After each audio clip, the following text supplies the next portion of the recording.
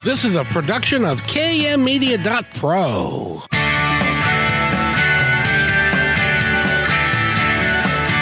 Welcome back to Positive Talk Radio. Our goal is simple: to explore evolving ideas one conversation at a time. So come on over into our world. I know you'll like it, because on today's show,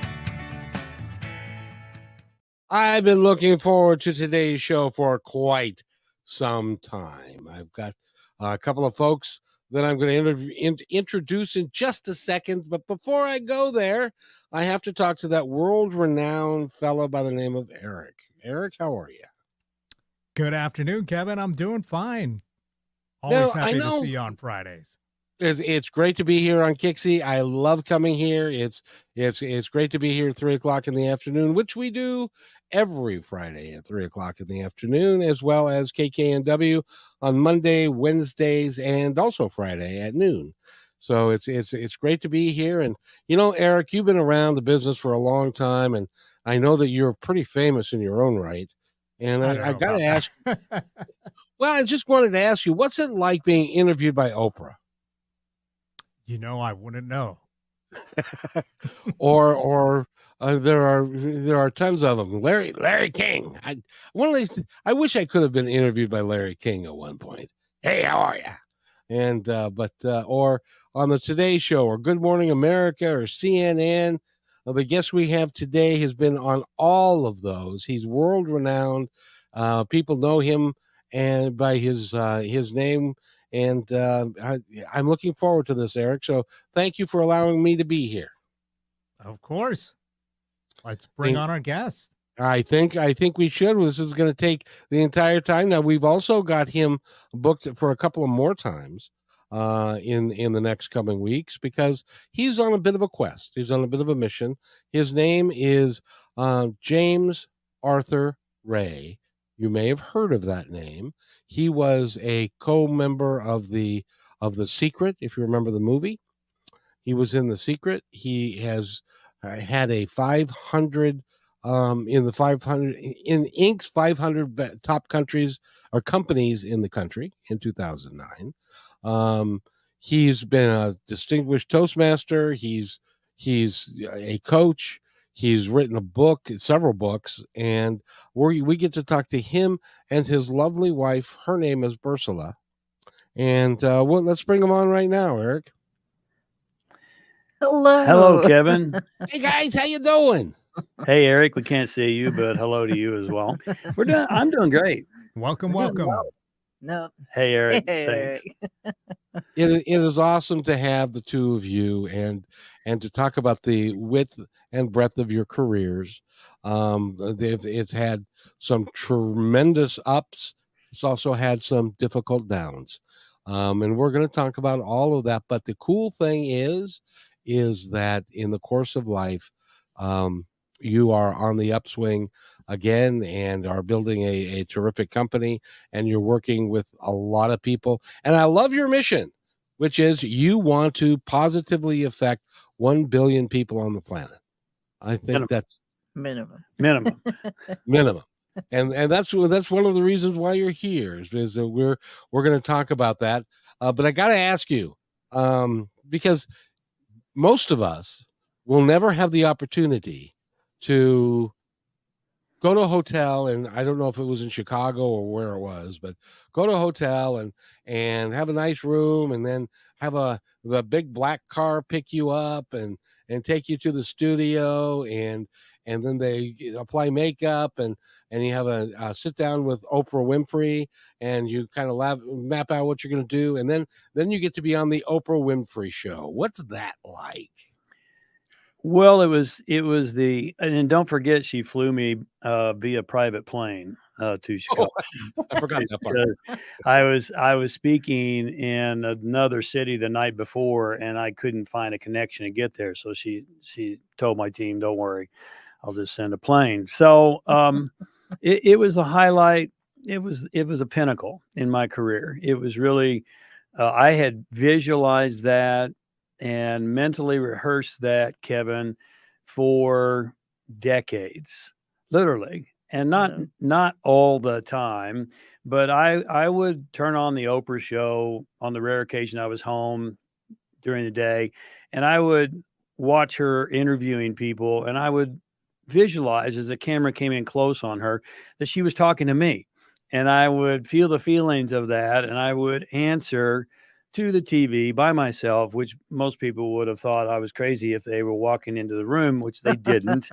But it was the pinnacle. And I had told people, I had told a colleague of mine, I was with AT&T School of Business, my last job at AT&T. I was a C-suite consultant, and I was working with organizational culture and doing leadership and performance work. And I had told my colleague, literally decades earlier, I'm going to be on Oprah someday. I don't know why or where that came from. And she said, for what? And I said, I don't know, but I just know I am. And she thought, okay, that's kind of arrogant. But whatever, you know, whatever you say. but it did happen. And it was a phenomenal time. And I think probably one of the most memorable parts of that, I was on twice.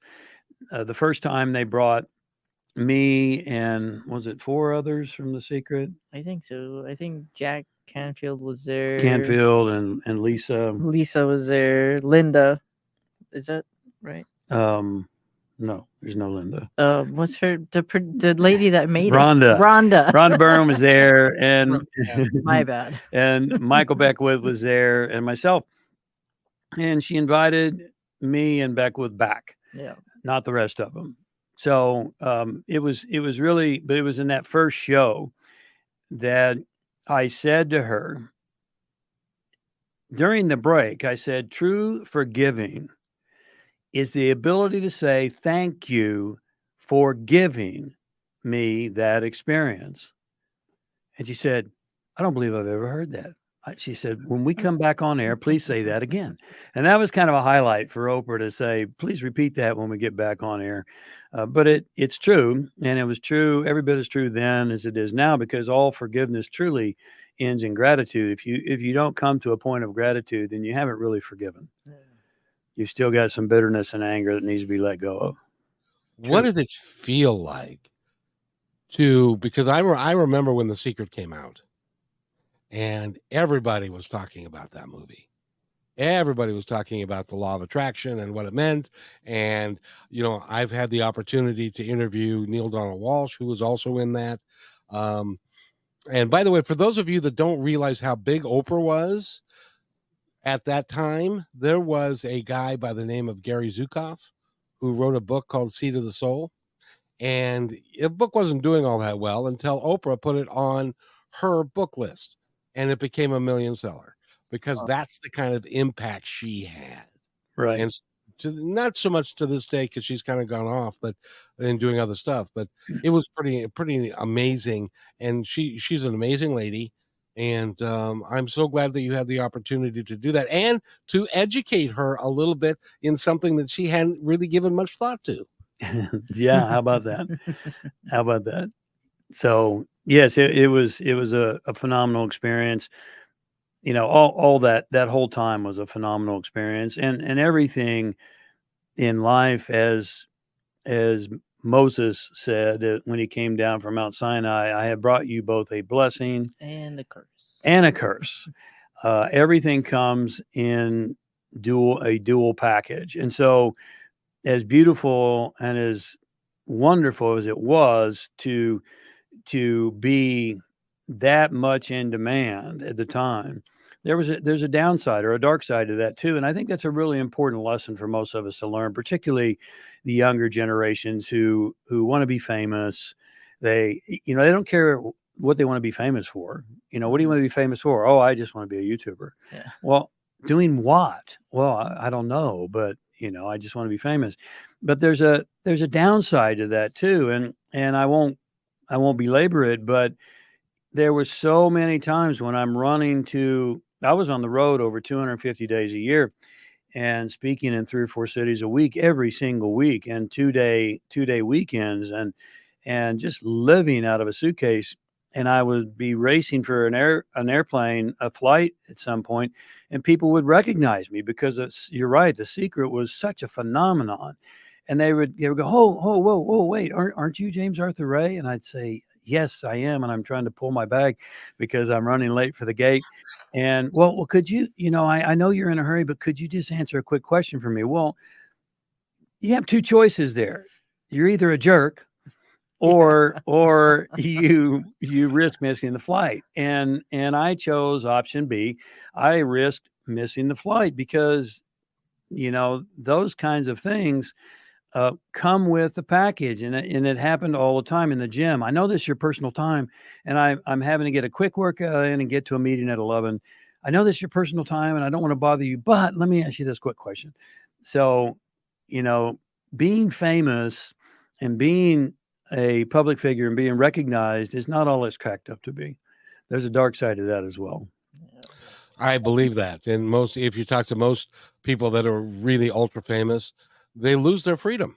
There are certain things you can't do for certain place. Okay, you can bypass the line at a restaurant and you can get a nice table, but other than that, you've got paparazzi, you've got all these people around you, and all that. So it makes it very difficult, and especially life is a journey. And we all live, and I know, and hopefully we'll get into Bersabeh's story just a little bit as well. Life is a journey, and yours was going sky high, and you were doing great things, and then there was a tragedy that happened, and that happened right in the middle of all of this stuff going on, and then, but because life is a journey, you accepted that, and you've moved on from it. I don't want to belabor that either, but I will give you the microphone to tell us whatever you feel comfortable about that time. Well, I'm an open book, Kevin. So whatever you want to talk about, I'm very transparent because I believe that God prepared me for the difficult time that we're living in right now.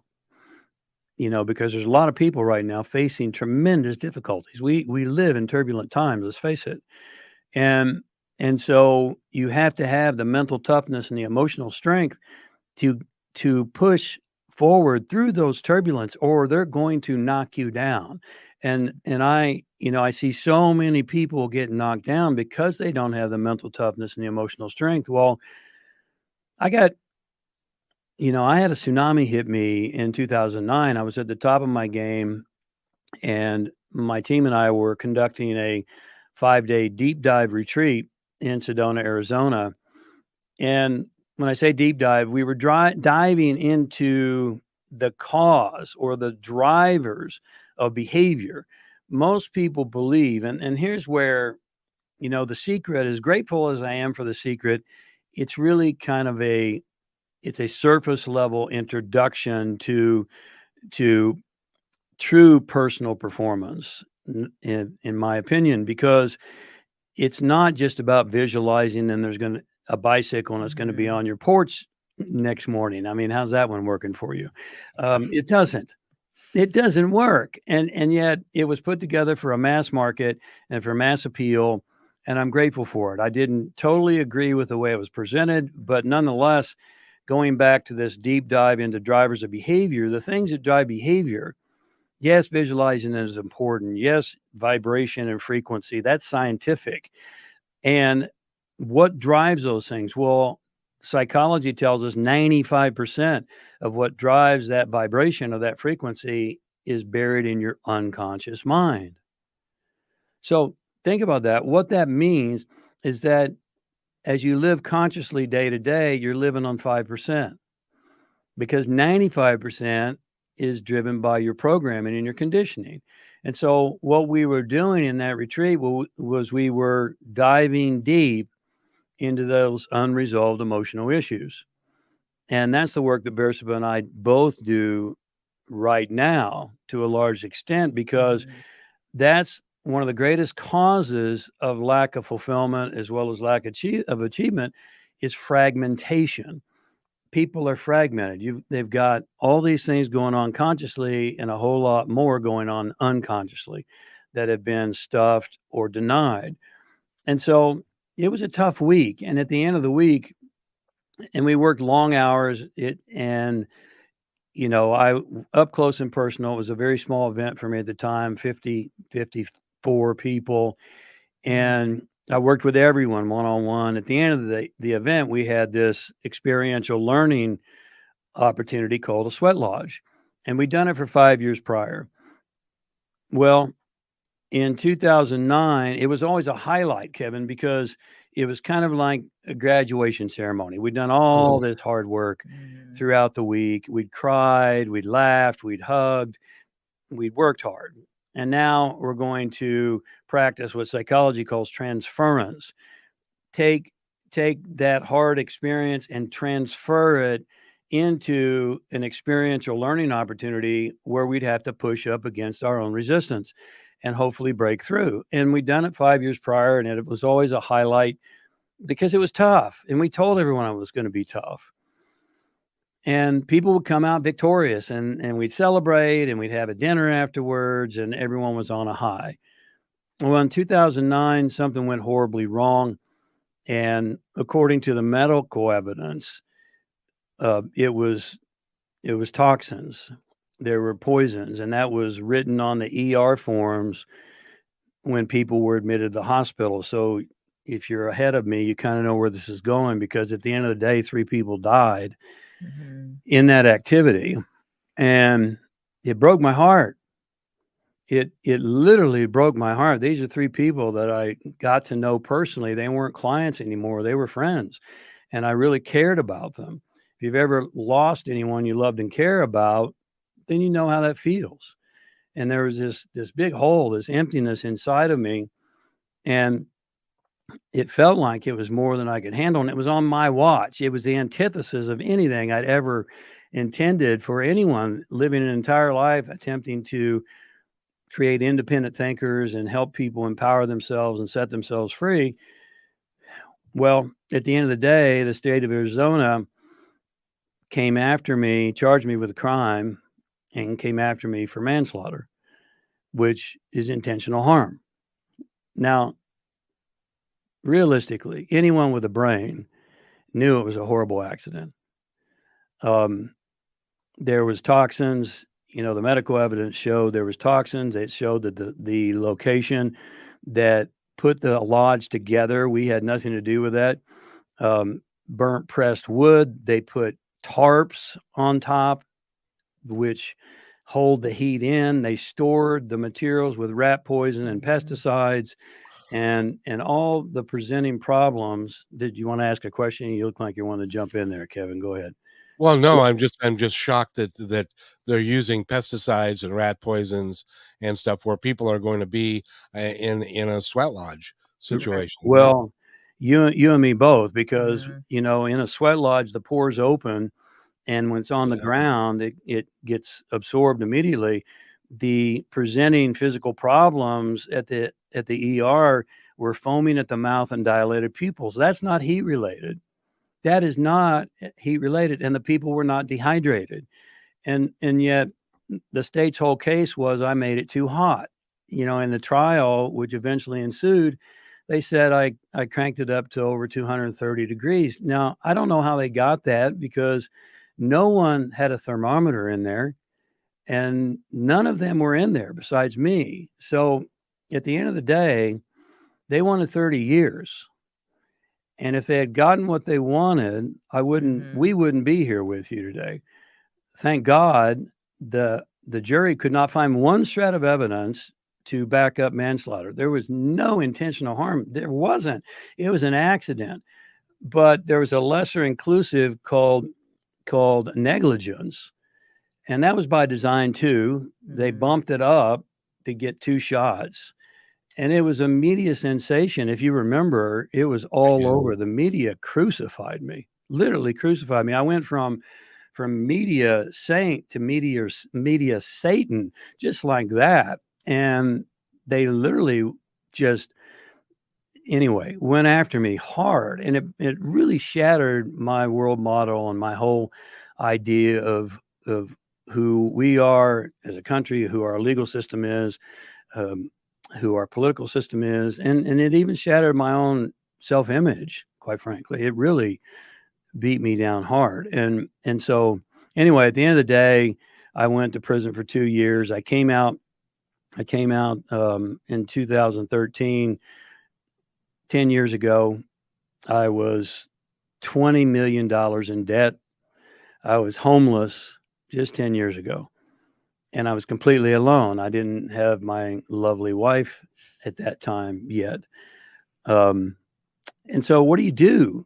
And so as a viewer today, as a listener today, if you're going through tough times, I get it. I get it. And there's a lot more to the story that I'm really condensing it. There's so many other things that just came at me and came at me and came at me. And by the grace of God, I had what it took to keep moving forward. And so 10 years ago, what do you do when you're standing in the middle of the desert in Arizona and you're homeless and you're $20 million in debt and you're alone? Well, you better have some great internal resources. You better have a great relationship with God. You better, however you define that, you better be able to know who you are, regardless of what the world says about you or believes about you.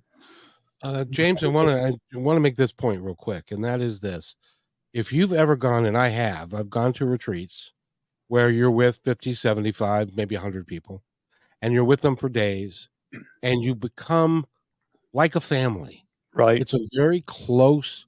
You get to hear stories that you wouldn't otherwise hear from people. You get to help them through. They get to help you.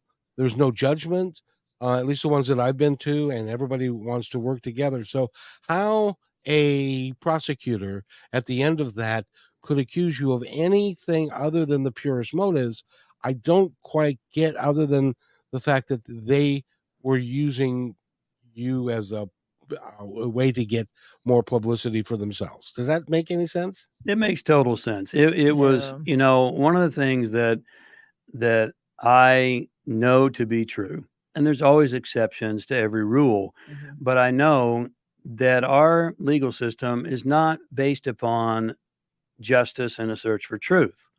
It's unfortunate. We've all been taught that it is, and I really wanted to believe that. And my lawyers even told me, hey, there's been multiple deaths in sweat lodges before. It'll be a civil issue, but it's never been prosecuted as a crime ever.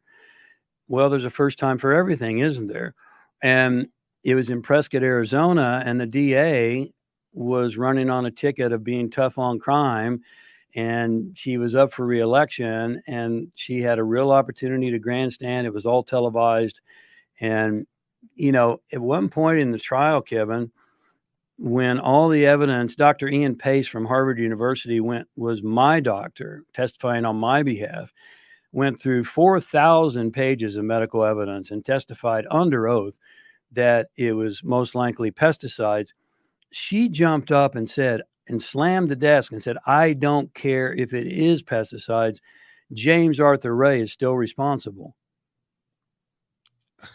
Oh, I'm not sure how the logic follows on that. It doesn't. But, remember I said, true forgiving is the ability to say thank you for giving me that experience. I'm grateful for that experience. I don't want to do it again. Don't get me wrong, but I learned so much. I grew so much. There was no better place I can imagine to realize who I was and to utilize the things that I had taught for years, except in the hell that I lived in for 2 years. I mean, I talk about all this in my book, The Business of Redemption, which was a real cathartic. It took me 6 years to write that. It was a real catharsis for me. But I learned so much. I grew so much. I became stronger. I recognized who I am, even when the trolls and the haters were hammering me, as they do so well. And yet I know what the truth is, and I still do to this day. And fortunately, so did my lovely wife. And I'll tell you this one thing. I'll tell you two things, actually. first of all, she told me if she'd have met me back then, that she wouldn't be my wife now. So I'm really grateful for that reason, amongst many others, because I was quite full of myself, when I was on the top of the game. It's really easy to get carried away and kind of think you have it all figured out. And then the second thing is, if the viewer and you, Kevin, remember the secret, I was the genie guy. Your wish is my command. And Yes. if you don't recognize me, it's because I didn't have any gray hair. And you know why I have gray hair now? Here we go. It's because I'm married. If anyone who's married knows exactly what I'm talking about. So anyway. Well, and the cool thing is, in our pre-interview discussion, you two have not been apart since you got together, and you do everything together, and you work together, and that is really cool. I for one, James, I'm sorry that happened to you, but when you look at the totality of your life, I think it will prove to be something that not that three people passed away, but Right. the issues that you confronted, that you were able to get through, where you are now, where you're going, the people that you're going to help over time. I think really is an important place to be. And I'm glad that you didn't fold your tent and go home, as it were.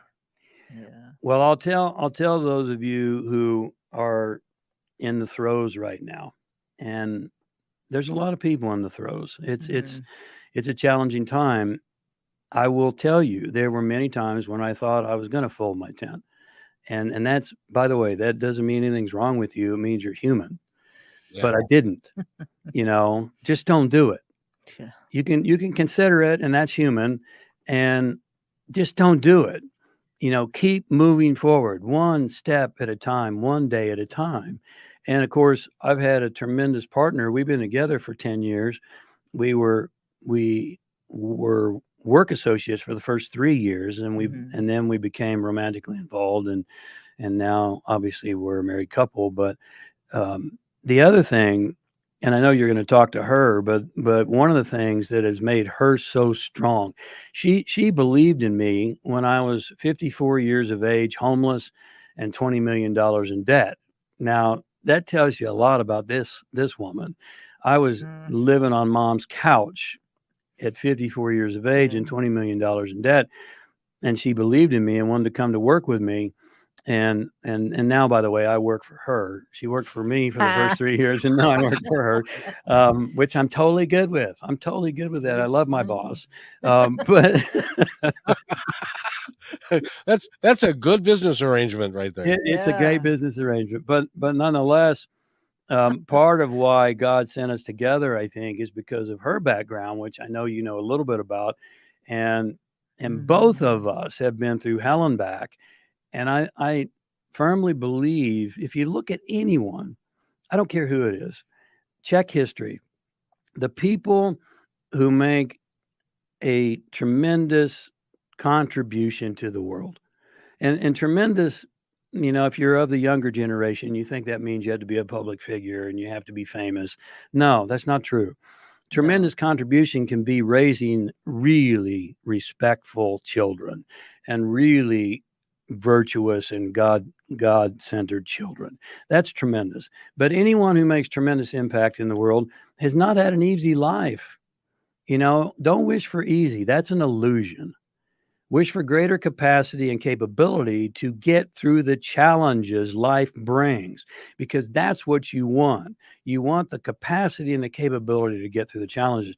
And because Bersabeh had done that for herself, she's been able to stand by my side for the last 10 years and go through the turbulence that we've been going through to get where we are today.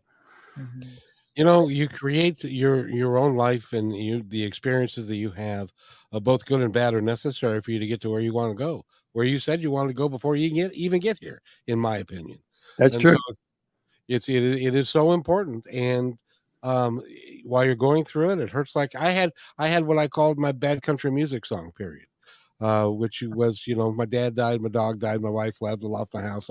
All those things happened to me as well. But you know what?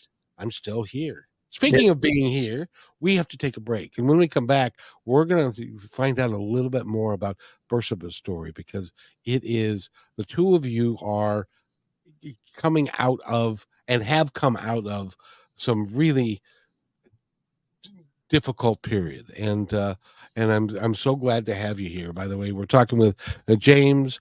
Go to his website, which is jamesray.com. James Arthur Ray is with us, as his lovely wife, Bersabeh, and I will practice that all day, and I got it right, I think. And we're going to take a break, and we'll be right back. You're listening to Positive Talk Radio on KK. Hey, PTR loyal listener. First, thanks for being in my dream. And second, I have a new concept in business to share with you. It's called socialpreneurship. So, what's that? Well, it's the idea that any company designates all profits, beyond expenses, to be awarded to a local or international charity or project which is working to achieve good in the world. KM Media is such a company. We believe that it's important for us to give back whenever possible and to make great things happen. So I hope you'll join us in creating this new business model that will positively impact all of us. In the next few weeks, we will lay out the plan and begin our fundraising efforts. So stay tuned for more details right here on Positive Talk Radio.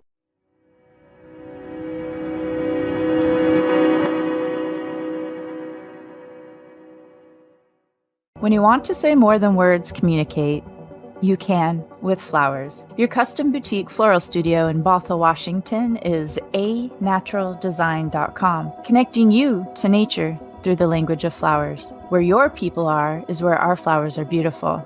Your success is our goal. anaturaldesign.com at your fingertips today. Hey, thanks for listening to Positive Talk Radio. Did you know that we're also a media production company? Well, surprise, we are. We can create all kinds of audio, video products to fill any need. Please visit kmmedia.pro/our-store for a complete list of products and services. In addition, do you need a great voice to add to your own website or any other project? I know that we can add depth and quality to your work. I've been told more times than I can count by many professionals in the business that my voice adds to the quality of the presentation. So, let me create something for you. Please contact me at kevin@kmmedia.pro and let's create something great.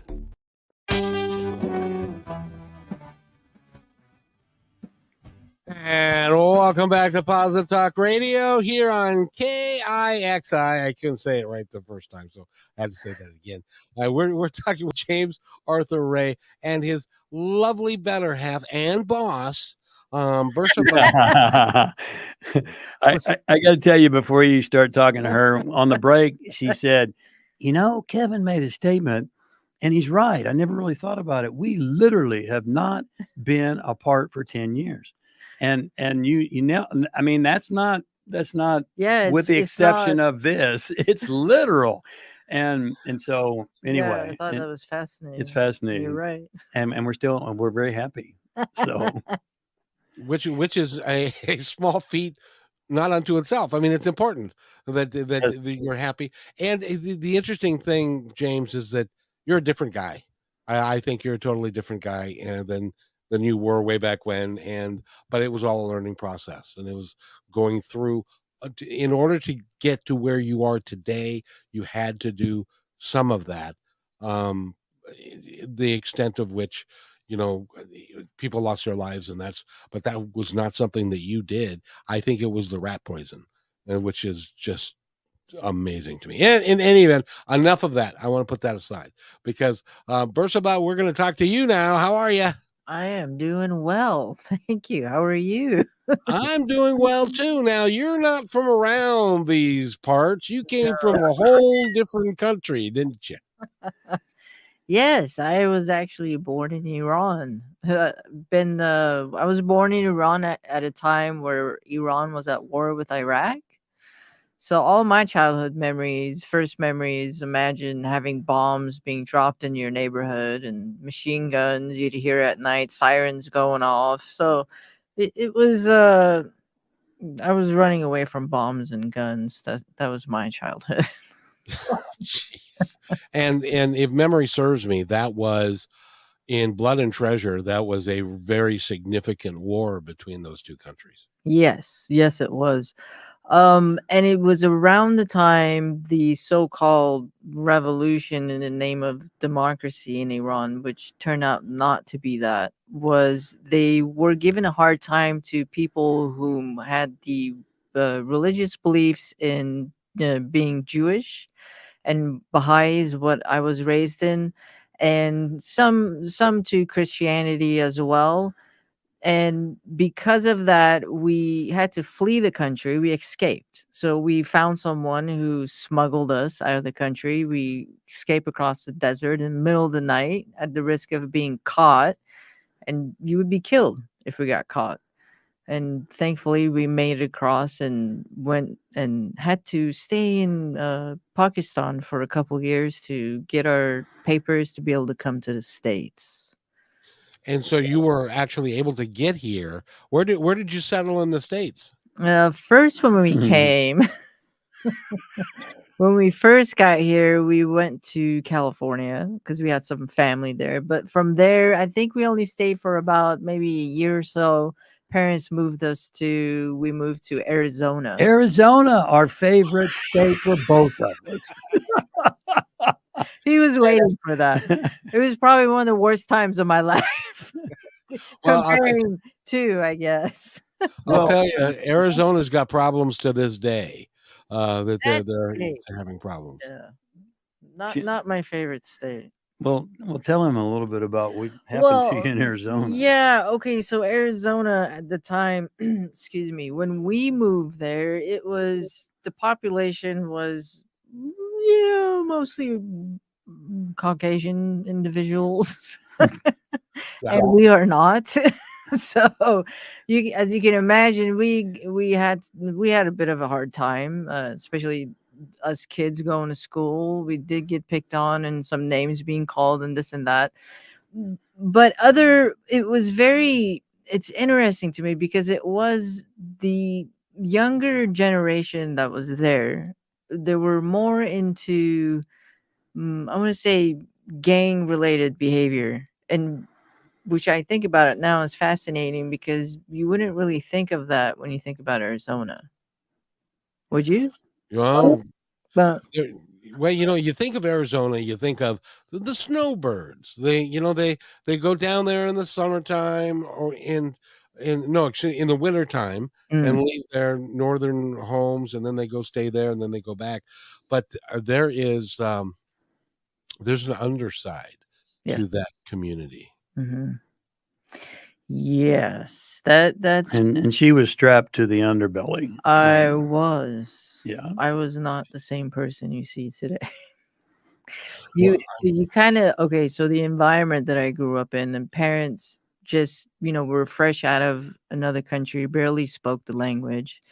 They had to work double shifts, so they were gone all the time. So the kids, we had to be able to take care of ourselves, and the TV pretty much raised us.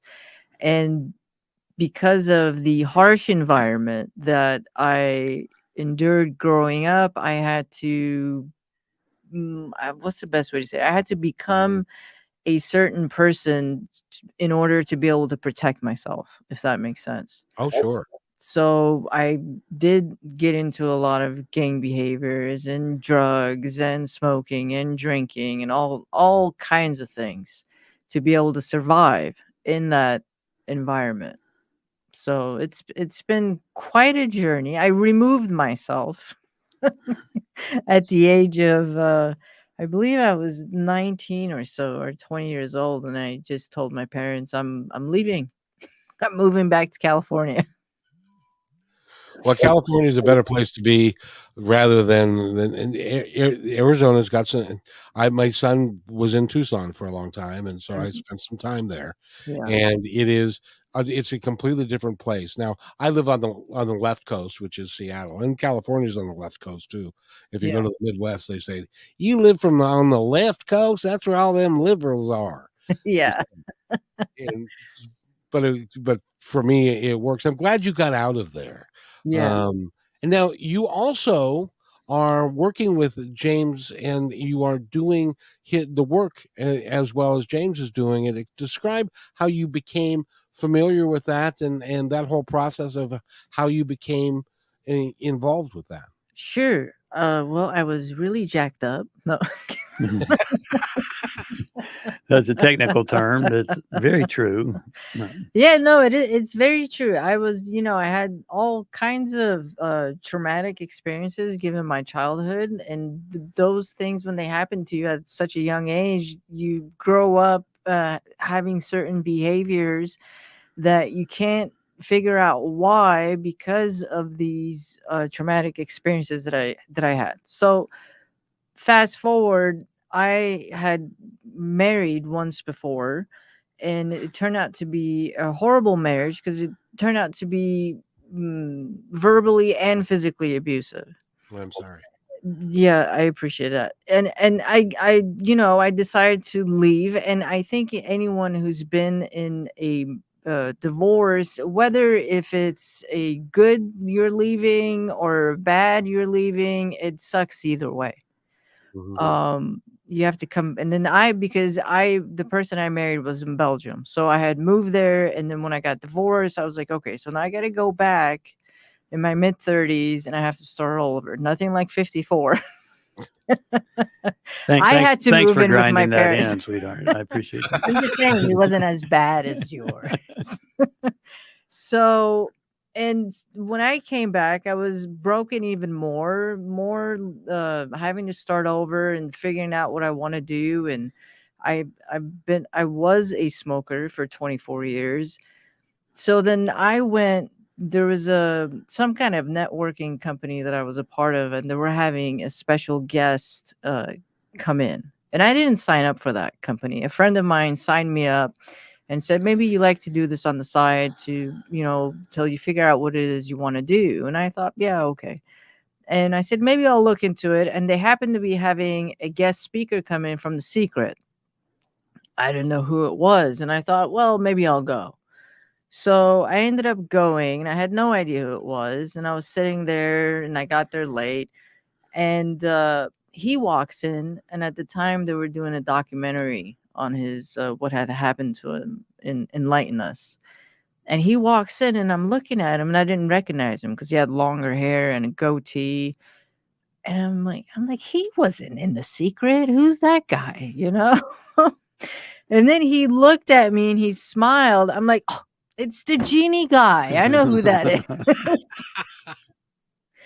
So, and he got on stage doing his thing, and I was listening to him. He was so raw and real, and it very much resonated with me. And I thought, what kind of personal development is this? Because I've never been a part of that, and I've never done anything in it, just because I thought it's too much raw for me. And a lot of things that I had seen that people would say or espouse did not match their actions. And I never cared for it, and I wasn't interested because of that. But when I saw him and what he was saying, and I had no idea about the accident because I was in Belgium at the time that the whole Sedona thing went down. So, and there was something there, and I thought, well, this is interesting. You wouldn't imagine somebody would get up there and just be real. And I said, there's something different about what a this. concept. Yeah. Right. So when he got off stage, and I remember I was there with my younger sibling, and I turned to him and said, I'm like, I'm going to work for this guy because there's something there, and I couldn't put a finger on it, but I wanted some of that. There's this certainty, he has this presence and this certainty of just, having a solidity within you that I didn't have. And I think most people, fight to find that or have that, to have this self-awareness where you just know you're solid. And so I reached out to him.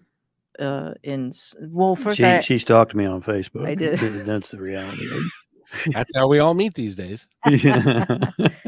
yeah, he answered, and I said, "Hey, I'll work for you." And I think I told him, I don't know, I just listed a bunch of things. I'm like, I do this, I do that, I do this. I'll do whatever you want. She basically told me my social media was terrible, and she has a background in I graphic had to sell design, myself. and she was right. My social media was terrible, Yeah. and so she said I can really help you with that, and we got together for Mhm. lunch, and Yeah, and then he told me his whole story of what had happened and what he's doing, and I thought, and here's the thing, before we met, which was the interesting part, I went online, I went on Google and looked him up, and Google is not its friend, and I thought, whoa, this this doesn't match the person that I met. So then when I had lunch with him and then seeing what I saw on the web and speaking with him, I thought these two do not match up at all. And that's when I said to myself, I'm like, oh, I'm not going anywhere. I'm gonna make this happen. So here we are. Well, what's interesting about your story and how you met James is that, and I think this is as close to the what happened in The Secret as, because what happened to you is real. And you weren't going to go to this conference. You weren't a member of this conference. You weren't going to. You only did it at the behest of somebody else, and you weren't really interested in it, but you went, and that was the key. Rather than saying no, Yes. you were being nudged by somewhere. I would choose to call it God or the universe, Yeah. and for you to go there. Well, that's And I think that's as close to how we can apply The Secret. And James, I'd love your opinion on this. How we can apply the principles of The Secret is to, when you get those opportunities that are presented to you, you don't say no. Yes. You go find out what it is, and then sometimes it'll work, sometimes it doesn't. In this case, turned out to be a 10-year relationship. And it's a lifetime Yeah. relationship. We're not going anywhere. Well, Right? 15. What was it? No. Well, Kevin, I'll tell you. 15 years prior to that. Oh, it gets better, Kevin. I was going to call her out. You don't know there's a better part to that with The Secret. So go ahead. Okay, so I think it was 15 years prior to that when we first met. I was watching The Secret. I was probably in my mid-20s or something. I don't remember. And I remember watching it, and as I was watching his part, the way he was talking about something about a relationship and what you do, and the gist of what he was talking about. I was looking at that and I thought to myself, I'm like, I'd really love to be in a relationship with someone like that. I didn't say exactly him, but I said someone like that. Be careful what you wish for, because the universe is going to bring it to you. There you go. Well, but not without, I mean, isn't that but not without a whole lot of journey and stories and growth and stumbles and get back ups to the 15-year point where we actually met. But that is the point. I'm the one that consistently reminds people, always have, that 60% of the word attraction is action. Yeah.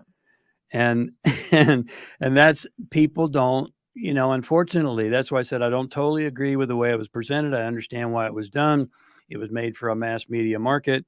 And yet you've got to be in the right place at the right time to meet the right people, to get the right opportunities, to take the right action and get the right results. You have to do something. 60% is action. So yes, there's visualizing is important. Yes, feeling the feelings of belief is important. And then you have to, like the Quakers used to say, you got to pray and then move your feet. You got to get busy every single day, holding the vision, but you've got to do everything 100%. And Bersabeh and I live this to this day. If we go to bed at night, we even go to bed at the same time, and we do everything at the same time. But when we go to bed, if we go to bed at tonight and we say, okay, I feel physically tired, it was a good day. We gave 100% with Kevin on this podcast, on this show, and we gave 100% in everything we did today. And I feel a little physically, mentally tired. it was a good day. Yeah. And that's what it takes to bring those things, dare I say, manifest, which is so overused, but it means to make into form. To Sure. bring something into form, you've got to use your hands and your feet. I'd love to throw this metaphor at you and see if you think that I'm out of my mind. It's something that I call the 50,000-foot view. We don't get the opportunity to have the 50,000-foot view of our life. We get to see the tree in front of us and the tree behind us. Our job is to keep walking, to be aware, to trust, and to keep walking. And then that the source or God or your guides or whoever you want to call them, they will help you so that you're walking in the right direction. And if you start walking in the wrong direction, they'll help you get back on track. Sometimes it can be a little painful, but that's the whole thing. So tell me, is that a reasonable thing to say? It's not only reasonable, it's absolutely correct. You know, and I could use so many metaphors. You're driving across the desert, your headlights shine maybe 100 feet in front of you, and it's pitch black at night, and you can only see how to go to 100 feet. You go 100 feet and you go, and then you can see to go 100 feet more. You're climbing a mountain and you can only see a certain degree, but you get up higher and you can see how to go further. That's where faith comes in. And faith is not blind faith. Faith is an understanding that 50,000-foot view, which is, let's call it God's view, and to have faith that everything is unfolding as it should. Mm-hmm. Yes. You know, let me give a new definition for positive thinking, because a lot of people say, oh, just be positive all the time. Just expect the best. Positive thinking is not expecting the best. Because, quite frankly, sometimes what you think is the best is actually the worst for you. You know, how many times have you thought, oh, I want to marry that woman, or I want to marry that guy, or I want to get that job. And then you get it and you're like, oh my God, this is a really bad thing to do. Oh crap, what have I done? Yeah. I mean, the Buddha, they asked the Buddha once, why don't you teach your students to pray? And he said, my students aren't awake enough to know what to pray for. And so, and that's about as profound as it gets. And so, to positive thinking is not expecting the best, because sometimes the worst is the best. Mm-hmm. That's just a fact. Look at the history of your life and you'll know that's true. Here's true positive thinking. True positive thinking is accepting that what is happening is the best. That's true positive thinking, accepting that what is happening is the best. Well, James, you know, I'm going into bankruptcy right now. Been there, I understand. And yes, I'm grateful for that too, because so many great lessons and so many great things came out of that. You know, well, they're foreclosing on my house. I've had 7 houses foreclosed on. Oh crap. You know, so I've been there, and I'm not minimizing anyone else's experience. Please understand. Yeah. I can relate. I have compassion for that. And yet I'm really grateful that I don't have those 7 places anymore, because all 7 of them had 7 mortgages, and it's just nuts. So true positive thinking is accepting that what is happening is the best. Even if you can't see it, you know that God, from, I love your 50,000-foot view, can see the whole unfolding, the full spectrum, and we can't, not yet. I couldn't agree more. By the way, these two are going to be on Positive Talk Radio next Wednesday at 4 p.m. on KKNW again, and I want to thank the two of you for doing that. And sadly, we're going to run out of time. We could go another hour and a half, but Eric isn't going to let me, I'm afraid, because Eric's got the iron hand. Yeah, he does. He's got responsibilities. We've got about a minute left. I would like you guys to tell our audience anything you'd like them to know. Thank you for having us on, and we look forward to talking again next week. think for yourself. Do your own research. Oh, yeah. I'll quote the Toltec: accept nothing at face value, even what we're telling you. Don't take it at face value. Dive deep, do your own research, get your own experience, and that's how you learn and grow. Well, you guys are professional media people because you beat the timeline. Now I got another 30 seconds.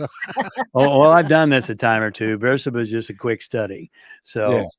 I just hang out. I got to tell you, the first time I met you, James and Bersabeh, I'm really taken with you because you're real people and you're honest and you really want to do great things for humanity. And that's my form of positive talk radio, is to bring people on that are going to do great things for humanity. And you guys are. And I'm sorry for the bad things, but at the same time, the journey is the journey. We just do the best we can and we get through it.